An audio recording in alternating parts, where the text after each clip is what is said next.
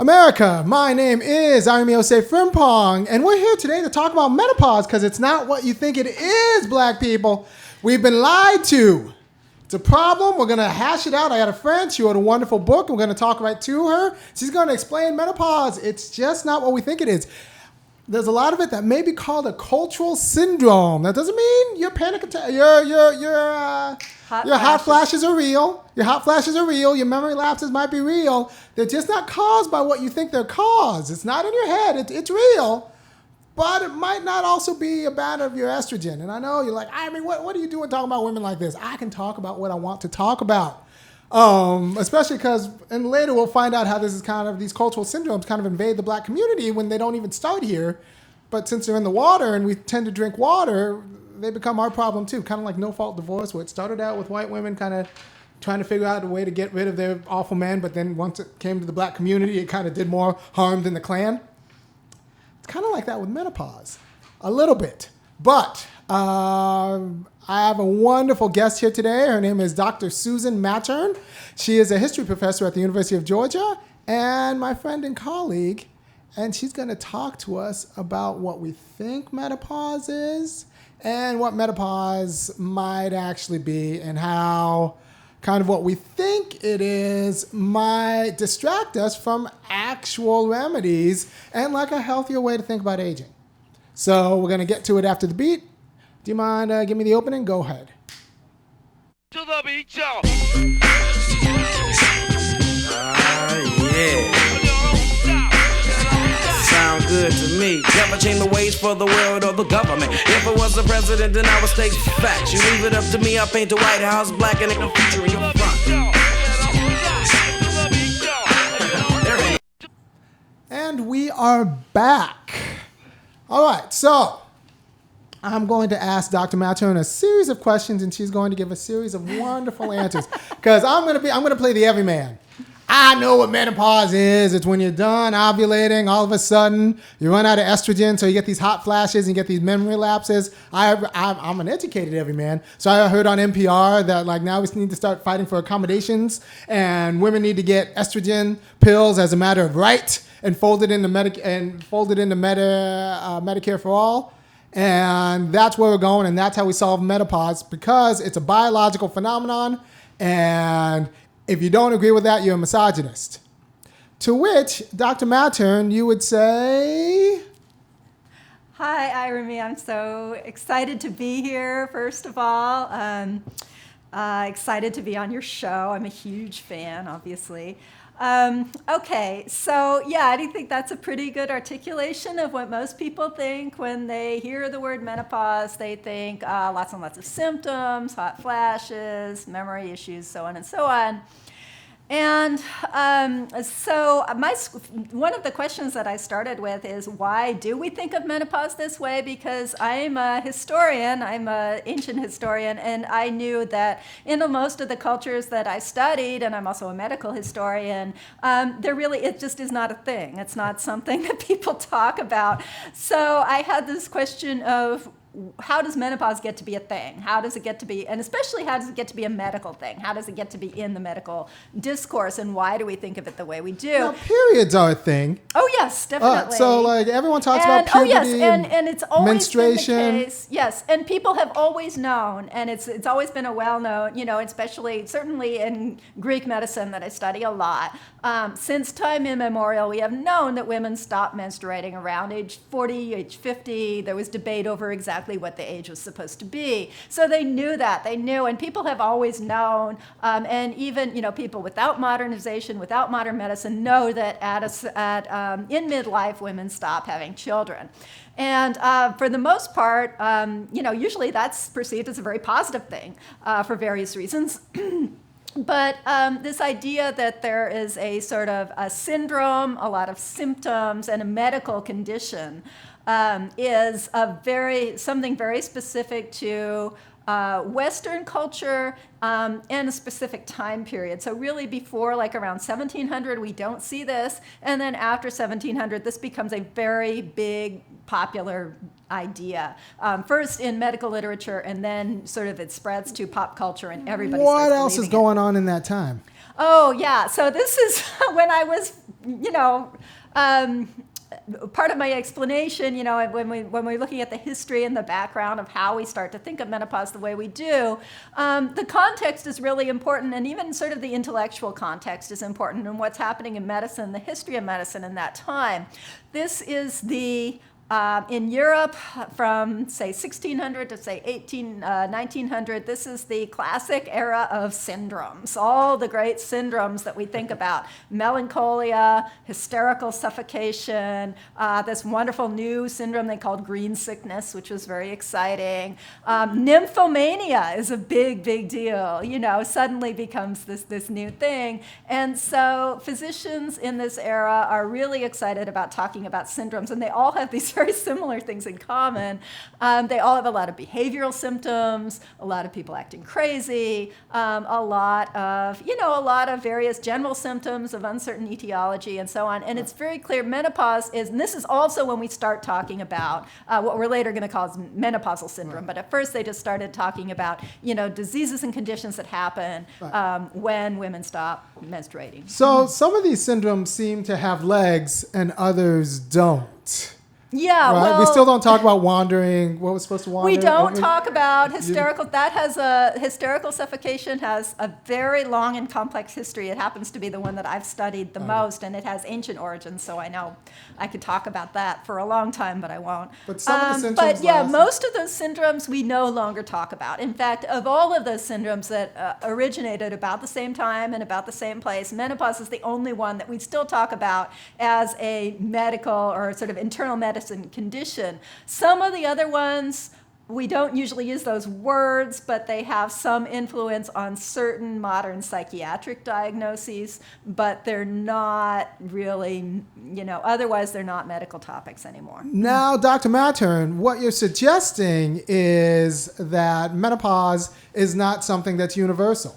If you just start seeing it, menopause as we think of it now isn't something that's universal. If we just start seeing it in the 17th and 18th century, that means it's not a fact of nature? Not menopausal syndrome, this sort of idea, like all the symptoms and the suffering and so on, that is not a universal thing. Menopause in the sense that we stop having children in midlife, and in most cultures that's been, in most what they call natural fertility cultures, that's been around age 40. That on average, that's the average age of last birth. That is universal. That's something that's human. It's characteristic of humans as a species. It's almost unique to humans. There are not that many other animals that have it, and that is part of our human nature.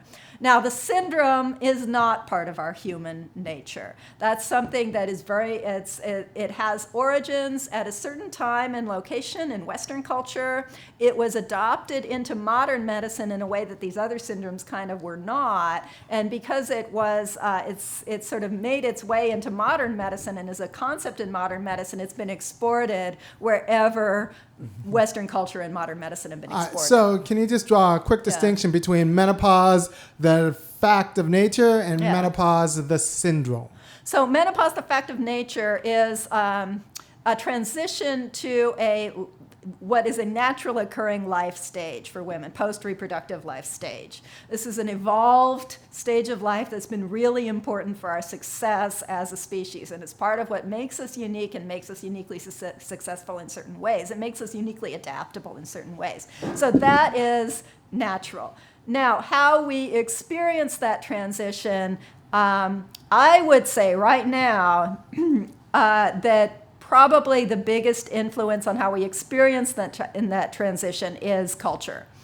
It's not to say that there are absolutely no physiological responses to hormonal changes or so on. It's likely that there are some. However, the biggest input, I think, into how not you, but if, any women who are listening, how you will experience menopause is your cultural environment, rather than any, natural, and rather than just the influence of hormones. So you're suggesting in your work that culture might actually affect the syndrome, affect the symptoms, insofar as you might have, without before 1700s, you might have had a few hot flashes, and you might not have noticed them. Right, yes. Now you'll have, because it's in the culture and we have this thing called menopause, Yeah. you might have more hot flashes. You might. And they'll be more severe.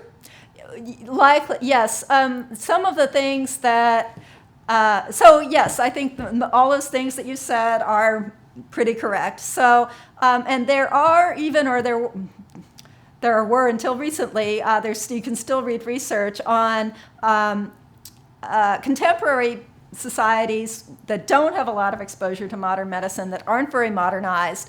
And in most of those places, again, I sort of made the analogy, most of the places you go in the world, you can see Coca-Cola, you can see a can of Coke. Some places you can't. And there are still some places that are relatively untouched by Western culture and modernization, which go together. Right. And those places usually do not have a word for menopause and usually don't have a concept of menopause.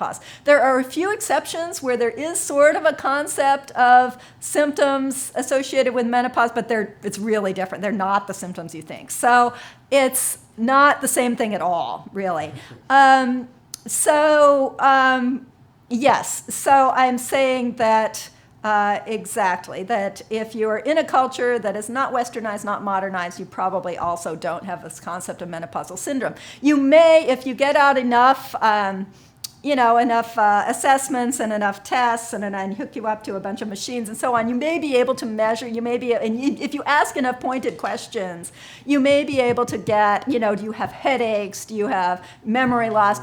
If you ask all those questions and you get answers to them, you may be able to draw up and this is how science works, by the way, you may be able to draw up an argument that, oh yes, this culture experiences menopausal syndrome and this culture experiences hot flashes and so on. You might be able to make that argument if you're lucky with the people's answers, if you don't look too hard, and especially if you don't ask the question, which most cross-cultural researchers don't, do these symptoms actually correlate with menopause, or are they just things that people will say, people will acknowledge if you ask them? Then you may be able to say, oh yeah, there's menopause, but it's not the same thing. It's not the same thing as if you. You can see how it's not the same. All right, so if I, tell this to a group of women, they'll say, why am I taking away their menopause? They have a right to it. They feel like this is a rite of passage. They will treat me some sort of way. Yeah, no, you're right, and they will, and you'll get pushback for sure. I'll get called all the names. Yeah. So, exactly. So now what's this attachment to menopause? Well, this is the thing. So we have this syndrome, and it's not the only cultural syndrome in the world. And in fact, I call it a cultural syndrome because it looks and acts like other kinds of cultural syndromes that we know about, and usually it's easiest to recognize a cultural syndrome when it's not your culture, when it's in another culture. So I do talk about this a little bit in the book, and I talk about some other cultural syndromes and what they look like and how they behave and why I think that menopausal syndrome sort of fits in this category and how it behaves the same. And even hot flashes, by the way, really are very characteristic. They're a kind of phenomenon that's really characteristic of a certain kind of cultural syndrome. Not necessarily menopause. Right. Just cultural syndrome in general. It's syndromes in general, yes. And there's a certain category, there's a kind of category, I call them anxiety-type cultural syndromes that, and by the way, again, to say it's a cultural syndrome is not to say it's not real. It's actually to say it's the opposite. It is very real. Cultural syndromes are very important. They typically affect a lot of people. They can cause a lot of symptoms, sometimes very severe, because they are a result of interactions between how you think and how your body responds to what you're thinking, and some feedback loops and so on. So it's a little hard to explain, but it's not, to say something is a cultural syndrome is not saying you're making it up. It's not saying you're not really suffering. Suffering caused by these syndromes can be very significant. It is saying, it's also not saying, it's all in your head. It's in the culture. It's out you. And you're not going to be able to see that because it's your culture. It's around you. It surrounds you. And you're not necessarily aware of that kind of influence. And you also can't will your way out of it. No, you have to understand. You have to have... most of the time with this kind of thing, you're not necessarily aware of the thoughts or influences that are causing you to feel a certain way or that are amplifying symptoms that you might not have noticed otherwise. So it's not going to feel like something that is, has anything to do with how you're thinking or has anything to do with what society's telling you or anything like that, but that doesn't mean it's not true. So you have to have kind of a pretty deep understanding of where something like menopausal syndrome is coming from and the kinds of beliefs that play into it and so on in order to be able to not necessarily get control of it. And I'm not saying, oh, read my book and you'll feel better, but I'm saying read my book, you'll feel emotionally better. I promise you, my book will make you feel better about menopause emotionally. Might save you a hysterectomy too. And it will change, it may change your attitudes and it may change how you think, and how you think may change some of the decisions you make. And that's, I just want to tell people, like I said, I just want to put, I feel like you said we think about it all wrong, and I want to give people a different way to think about it that is not only a more accurate way, but it's a more holistic way. It's a more big picture way. And once we understand all those things, like I said, I think that you certainly will feel better psychologically. All right, so we're going to go a little bit dark Yes. and then end on an up note. All right. How's that? So, Okay. Darkest timeline. Yeah. If you don't read this book and we just have these symptoms, menopause Yeah. equals lots of anxiety, lots of hot flashes, some memory loss. And literally dozens, a list of literally dozens of symptoms. Dozens of symptoms. Yeah. And I just go to a doctor and say, I want all of these symptoms gone. How does this go? Oh, Darkest okay. timeline. So I come with all these symptoms. I don't. Yeah. I shouldn't have to deal with this. I shouldn't have to live this way. What's the doctor? What could the doctor tell me? well, what the doctor will tell you is it depends. It depends on the doctor. Right. They'll probably give you estrogen, right, or HRT, which is estrogen progestin combination. Why do they have to have the combination? Because if you have a uterus, if you haven't had a hysterectomy, and you just take estrogen therapy, that's significantly associated with endometrial cancer. So doctors are worried about elevating your risk of endometrial cancer, with just estrogen. So they give you the combination. And that's fine, and I am not here to tell anybody, don't take your drugs, don't go to your doctor, or whatever. No. Absolutely, if you're miserable and we have drugs that can help you, absolutely, I said take the drugs. However, also, if you read my book and just see how you feel after you read it. Try and read it with an open mind and see how you feel, in addition to, to doing all this other stuff.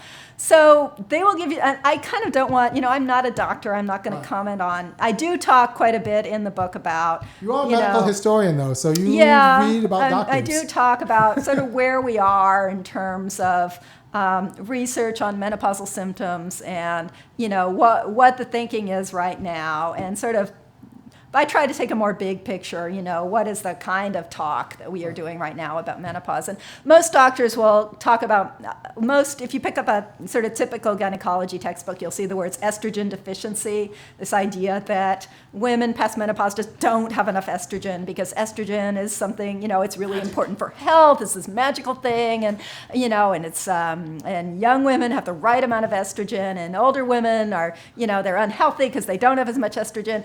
And that's actually not necessarily, I say it's not necessarily true. There's not necessarily a lot of evidence that taking more estrogen is going to make you, healthier in this sort of big picture way. We found out it might give you cancer. Yeah, and actually they don't do that anymore. Right. In fact, the big study, the Women's Health Initiative, that was supposed to study whether putting women on estrogen for life is a good idea. There was high hopes for this, and they thought it would reduce heart disease and so on. And that did not turn out well. That was actually halted early. And there was some argumentation that, maybe, if tweaking this or that, maybe it would be helpful. But what we do know is that it didn't make a big difference, right? It's not like you give people estrogen and it made them much healthier or was some kind of wonder drug. That just didn't pan out. And so it's not, but by creating this sort of idea of estrogen deficiency, we give women the idea that they need that estrogen to be healthy. Right. And this is untrue. I mean, and by defining menopause as like this series of symptoms, yes, we kind of privilege one way of treating it. If I can treat all of these symptoms, yes, whatever the cause is, I will have won. But you're saying that there might be, if menopause is somewhat cultural, or at least has like a substantive cultural aspect, I like to think of it like as a kind of a multiplier. Yes, like it takes like something. That's a good analogy. It's a multiplier. Like the culture multiplies Yes. the symptoms and makes us aware of it in a way. Because if I'm right, like some people have hot flashes throughout their entire life. Yeah, and that's And actually one thing that most people don't talk about. But because it takes the specialness of menopause. Usually studies on menopausal symptoms are done on women from 45 to 55, or maybe from 40 to 60. So it's a very narrow age range. They're usually, hopefully, ideally, they'll try and see whether the symptoms that they're asking about, and by the way, that's a whole other issue. Is asking people about their symptoms a very good way of finding out what those experiences are? That's a separate question, and I do talk about that. But in any case, so do those symptoms that people report, are they actually associated with menopause or not? Are they maybe associated with age but not with menopause, or are they just symptoms that a lot of people will report when you ask them whether they're women or men or young or old or anything? There are very few studies that really try to address that question. Some of the bigger and more rigorous studies will try to do that. And then that actually that knocks out a lot of symptoms. When you look for, when you want to look for a symptom and make sure that it is statistically correlated with menopause, that narrows down quite a bit. And I forget the question you asked. No. I was trying to circle around, but I didn't quite get there. How you can think about menopause with two different causes. You can overly medicalize a cause and just think about these symptoms and work hard to get rid of these symptoms. Yeah. Or you can think of it as a cultural syndrome, in which case the remedies will look markedly different. Yes, very different. Maybe we just need to talk better about aging, and that's where I want to go for the last bit. Yes. So how much of this is wrapped up in how we talk about aging? Well, we think about aging all wrong, and that's a hard statement, Dr. Mattern. Hard sell. I know. You said wrong, not different. No, it's we're wrong. Doing this we are just wrong. dead wrong. And part of my thesis is that we are dead wrong about menopause. We are just wrong, and we are also wrong about aging. And the way I put it, we're wrong about aging because we think it's a bad thing. And this is completely the opposite of the truth. So aging is what makes us human, because the main differences between us and our closest relatives, the chimpanzees, are all related to or interconnected with our longer lifespan. So we evolved a lifespan that is longer than a chimpanzee's lifespan. A chimpanzee's lifespan an old chimpanzee is about 40. Maybe 50. So a chimpanzee lives about as long as a woman's reproductive life. So what we think happened was that humans evolved lifespans that are 20, 30 years longer than a chimpanzee lifespan, even 40 years longer than a chimpanzee lifespan. But reproductive life did not evolve to fill that gap. And the reason is that it wasn't adaptive to do that. So otherwise, it certainly would have happened. Otherwise, we would be having babies in old age just like chimpanzees did. So because we have longer lifespans, and for various reasons, these things are interrelated, but we couldn't have our big brains without longer lifespans. We also probably couldn't have our big brains without our talent for cooperation, which is also connected to our longevity and to menopause, because one of the ways we cooperate and one of the reasons we think menopause evolved is because Post-reproductive women who are no longer having babies, use that energy that they were using for reproduction to help younger generations, their grandchildren, nieces, nephews, and sometimes even unrelated people. But that energy that was going to reproduction is now being channeled into other, and the result is increased inclusive fitness, so it's reproduction through in another way, but it also has sort of social consequences. It has consequences for what kind of society we can have. We can have. So it's a productive, we should think of it as the third act. It is. And it is. So we romanticize youth. We romanticize youth, but actually for humans, what's most important and what accounts for our differences, the differences that we're so proud of between us and other animals, and especially our big brains and our fancy technology and all of that, the way that we invest in our children and long training and experience and so on, those are all related to our longevity and to post-reproductive life phase, which has been, again, these are really important, and that we probably could not have our big brains without those things. So we think aging is a bad thing, but aging is actually not only a good thing, it is it's part of our big advantage. It's our thing. It's our big advantage as a human species, as a species. So yes, that's why I think we think about aging all wrong, and menopause is really is part of that whole thing. So we think about menopause all wrong because we think about aging all wrong. So it's possible that if we thought about aging in a more healthy way, you're saying, if you're right, that if as a culture we thought about aging in a healthy way, the symptoms physiologically may lessen. I wouldn't be surprised if that happened. I wouldn't, it's either that or we just give everyone hysterectomies. Well, sometimes you read the research and you sort of get the impression that what a lot of gynecologists wish we would do is we would all have hysterectomies at age 45 or whatever, and then we'd be on estrogen for the rest of our lives.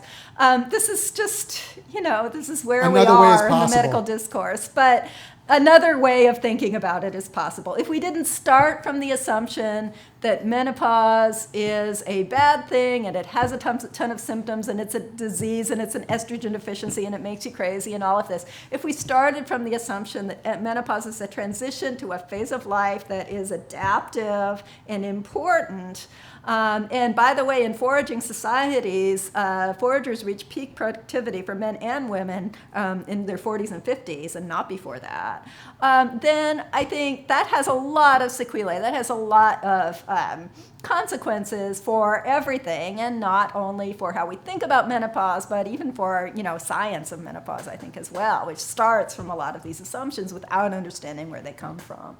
So I have a lot of, I said I was going to end there, but I want to say one more thing, just because I have a lot of viewers who are black, and I think it's very important that we didn't drive this culture aspect, but we're in the culture. Yeah, you all are this in is it. white women who want a reason not to sleep with their smelly husbands. Yes, well, black women are too busy for this. Okay, that's part of it. But this concept, did not originate to serve you. No. And it not really originate. I would argue it doesn't even really serve white women very well. Oh, but to go back to one thing you asked about before, once it's there, once you have a cultural syndrome and it's there, it